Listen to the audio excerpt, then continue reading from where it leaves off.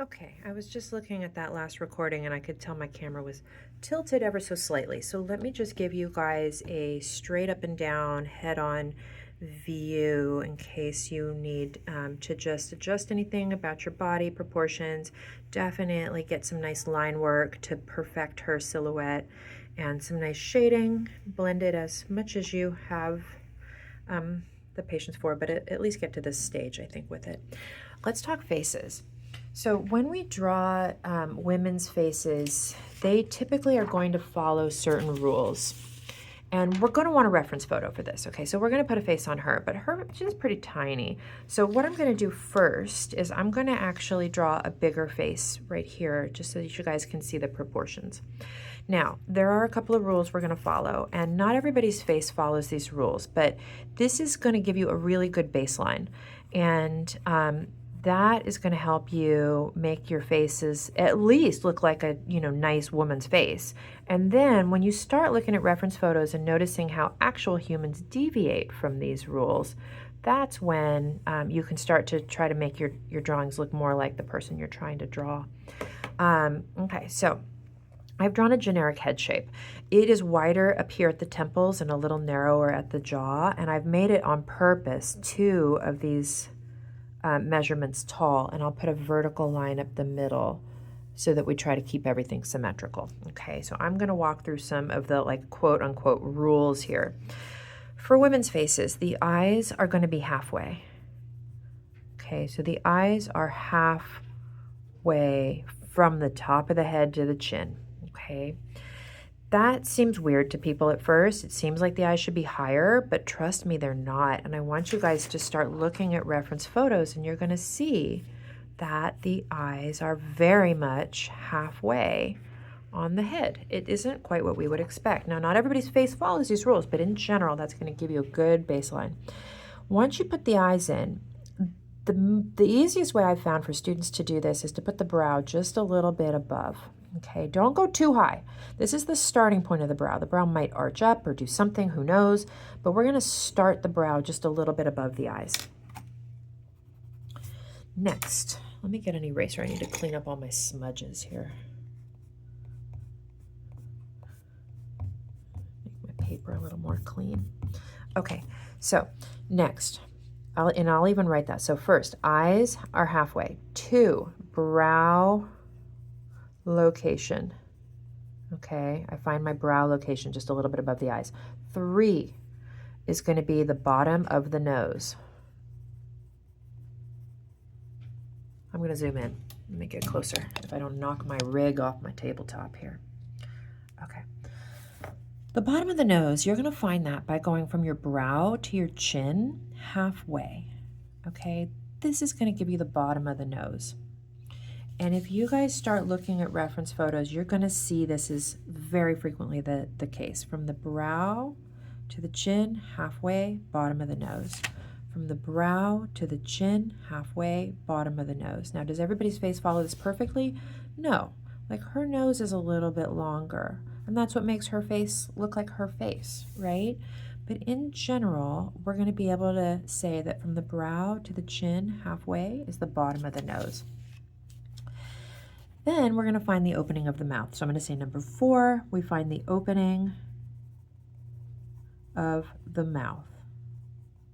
Okay, and that is halfway from the bottom of the nose to the chin. So this will be the, oh, no, I'm sorry. Erase that from your memory. The opening of the mouth is closer to the nose. It's actually 1/3 of the way between the nose and the chin. If I broke this distance into thirds, 1, 2, 3, this one is the opening of her mouth. I was confusing it with children's, which is halfway. So for women, it's right here. It's 1/3 of the way from the nose to the chin, okay? There's a handout for you guys in the module 2 where I summarize this. All right, now that's the opening of the mouth, okay? That's not the upper lip. The upper lip will go above, the lower lip below. We'll fill that in a minute. So let's go back up and talk about ears. The ears are going to go from the brow level all the way down to the bottom of the nose, which seems huge, but ears are a lot bigger than I think most people think. And if you skip them, something looks wrong. You can't really skip the ears without it looking weird. when we do our hairline, the hairline is going to be up here, and in general, we can say that the forehead from brow to hairline is about the same as from brow to nose, which is about the same as from nose to chin. So that creates these thirds of the face that make everything feel pretty balanced. Okay, I'm going to put in her eyes. Now the eyes, the actual circle of the eyes, okay, the color part of the eyes, that is the part that is on the line, okay? What I'm going to do next is I'm going to draw in the upper lid and the lower lid, but this is where I need a reference photo, okay? From here on, everything I do from here on, it should be done with a reference photo. Otherwise, it's just going to look like a generic cartoon. So we'll go ahead and use her, I think, for this drawing. And when we look at her eye, we can see that the inner corner is a little lower than the outer corner. Inner corner is a little lower than the outer corner.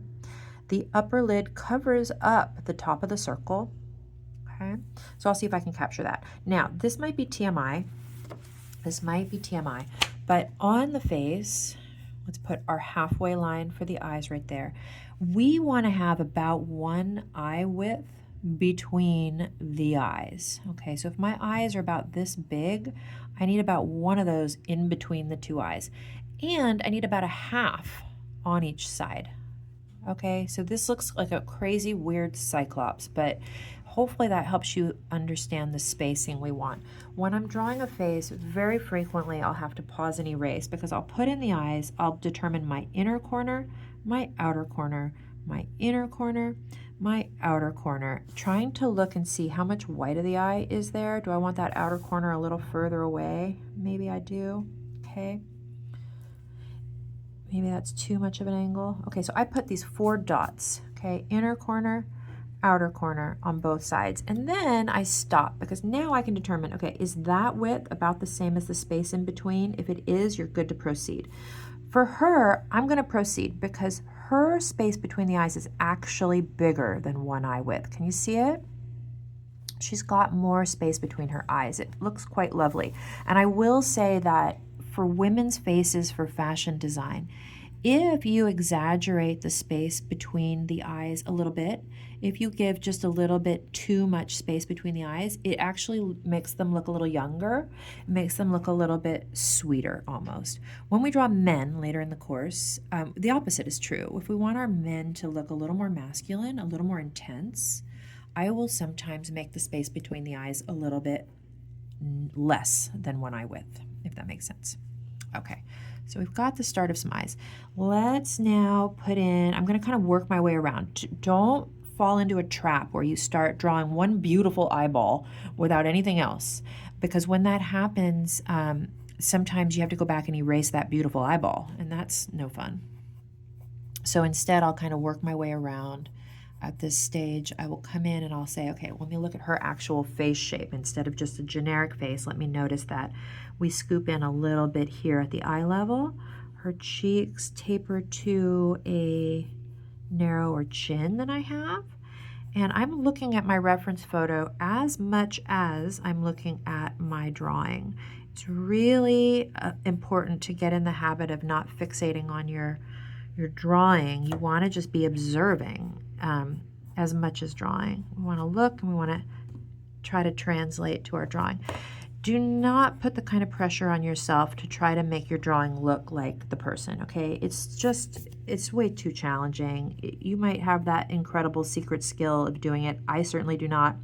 I can make a nice looking person, but is it going to look like the photo? Probably not, but it might get close. Sometimes I luck out. But at the very least, having that reference photo helps me to get an interesting looking, realistic looking person and not a generic cartoon of a person. Okay, let's come back to her nose and let's see what we see. There's really nice lighting on this face, and I can see a nostril and a bit of a line here. So that's what I'm going to capture. Don't fall into guys, I got to show you what not to do, okay? Everything I'm about to show you is what not to do. Here are the crazy things I see.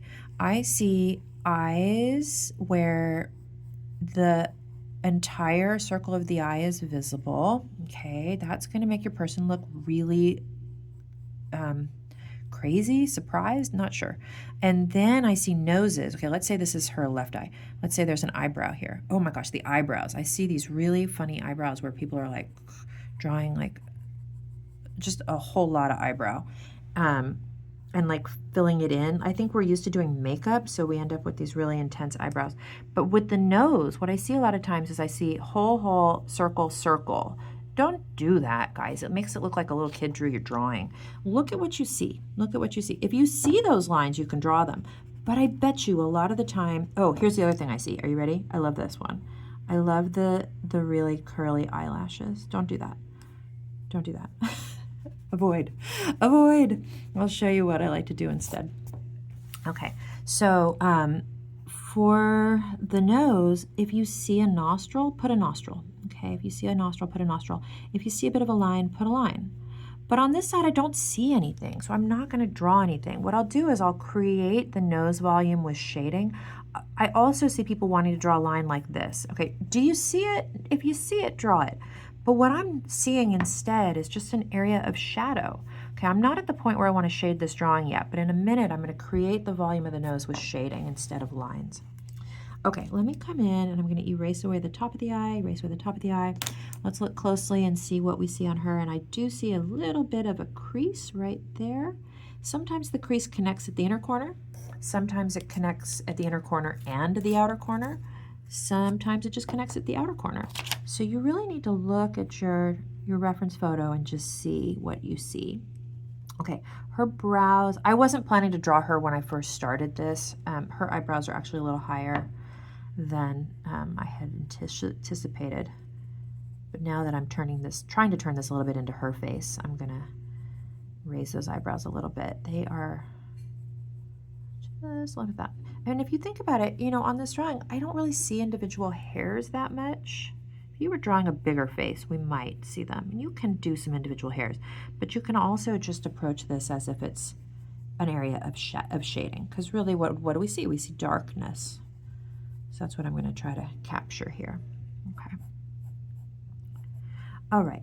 For her eyelashes, I'm really just going to darken up the upper eye lash line.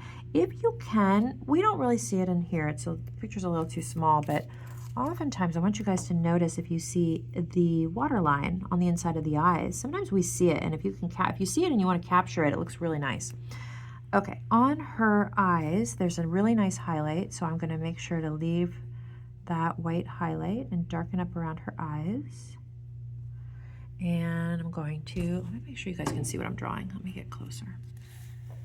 I feel like I was off to the side a little bit, and I'm also noticing my lighting is falling off here. There we go, sorry about that.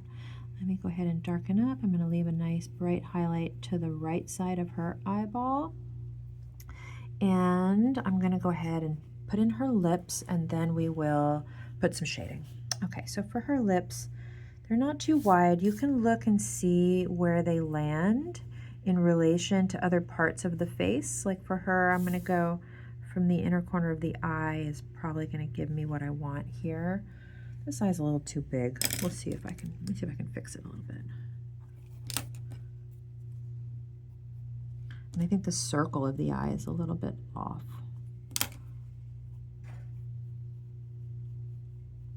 Okay, I'm not going to stress about that just yet.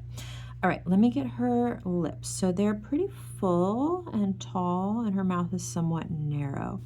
And look at your reference photo. See whether you really see an outline, or do you just see areas of shadow? Look at whether the lower lip is thicker or thinner than the upper lip. But don't forget a neck, otherwise it looks weird. And then I think I'm now ready to start dealing with the shading, okay? So on her lips, this side is darker. We've got a nice shadow right here. We've got a nice shadow underneath the lips, which I frequently see. If you put the shadow underneath the lips, it shows us that that lower lip is projecting out a little bit.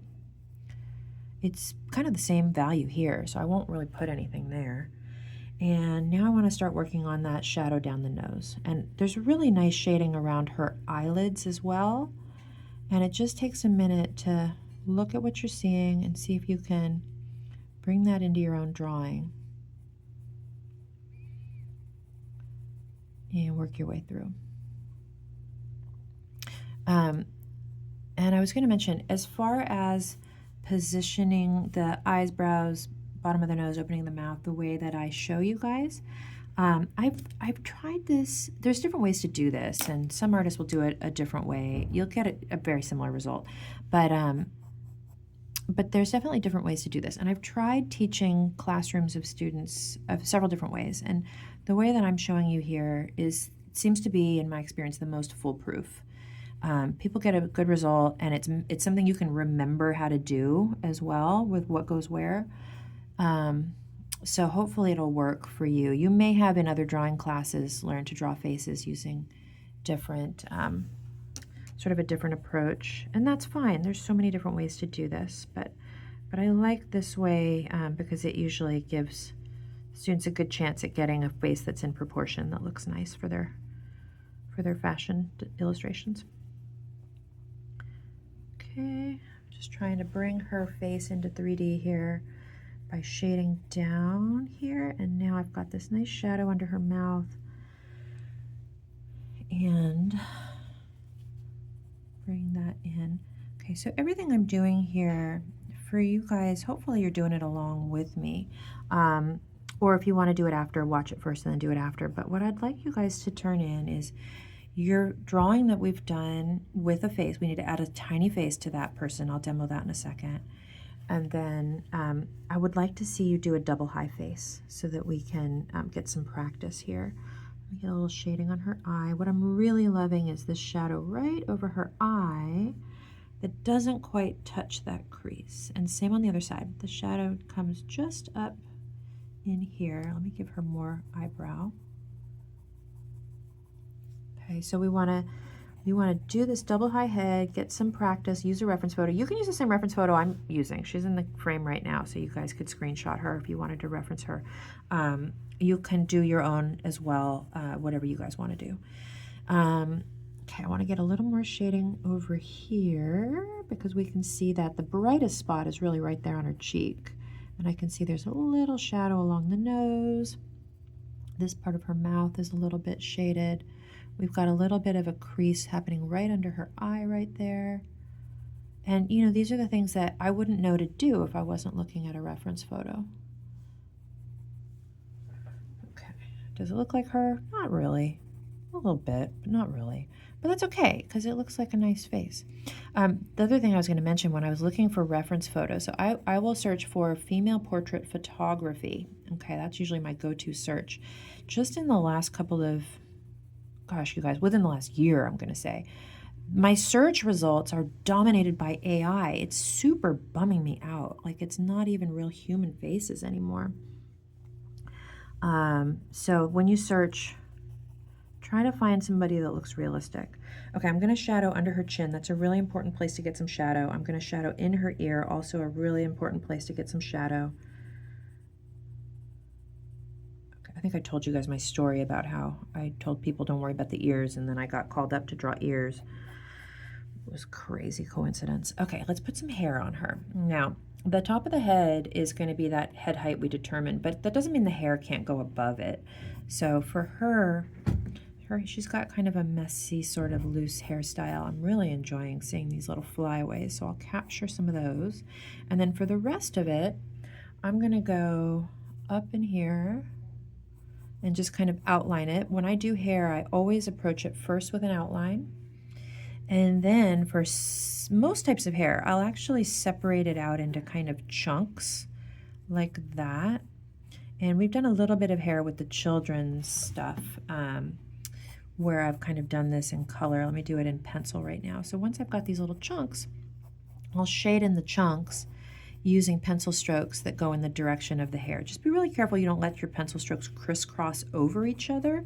I know real hair might crisscross over each other, but if you do that with pencil strokes, it just kind of looks like weird. It looks like a little kid drew hair where they just draw the individual strands. For us, we're going to get a better result if we think about hair as an actual volume with highlights and shadows versus individual strands. It's really challenging, I think, to override what's in our knowledge. Like, we know what hair is. It's a bunch of little strands, right?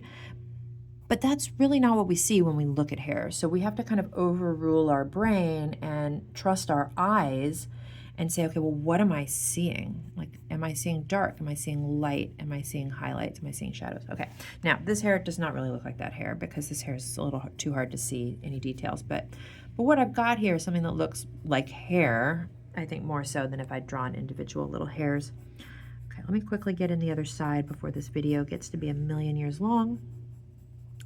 And I'm gonna outline the hair, just giving, I can't see the top of her head, so let me just make something up right there. And let's say she's got a bit of a part right here. I'll section it off like that. I'll section off this side. I do see a little highlight right there. I can see the hair is kind of going this direction. So as I'm shading in these areas, make sure I'm in the camera frame, I'm gonna just get nice and dark right there, and I'm gonna come from the other side, leaving a little white of the paper in the middle. That is a really good trick to getting a chunk of hair that looks pretty realistic, pretty 3D, is just keeping the white of the paper in the center and pulling your shadows from the roots and then from the other end, leaving a little white in between. Okay, and that doesn't take that long, and it gives you a pretty good result. And then we can come in and get a few little baby hairs as needed. Come in and darken up here as needed. A couple little fun flyaways. Like that's the part where I'm just like, oh, I can't wait to do that. That's the part I'm looking forward to. She's got one that's coming actually over her eyebrow. Okay. Now, I've been using a 2B so far. I'm gonna now get my 4B out, and I'm gonna pop a couple of things just for dramatic purposes. We love a range of value in our drawings because it really helps to make things exciting for the viewer. So I'm gonna pop in some dark spots. When I look at her and I squint, I'm seeing obviously the circles of her eyes. I'm seeing her lash line. I really don't see individual lashes, but I do see darkness around her lash line. Brows, nostrils, opening of the mouth, hair. So let me come in here and let me just see if I can, with my 4B, I want to emphasize the things that need emphasis. So I'll get along her lash line. Get along her lash line. The inner corners of the eyes, I don't think I emphasized enough, and I can really see that that needs a little bit of darkness right there. Let me get this a little darker. Nostril, nostril. Let me define the mouth. I didn't mention it, but I know I did with the children. I look at the shape of the opening of the mouth, and I try to create that line before I start putting in other details. And we can just come in. I'm just going to pop a little shadow in some spots of her hair. And maybe I'm done. Maybe I'm done. I think I might be done. Okay, I'm going to do one more video after this, I think, of small faces.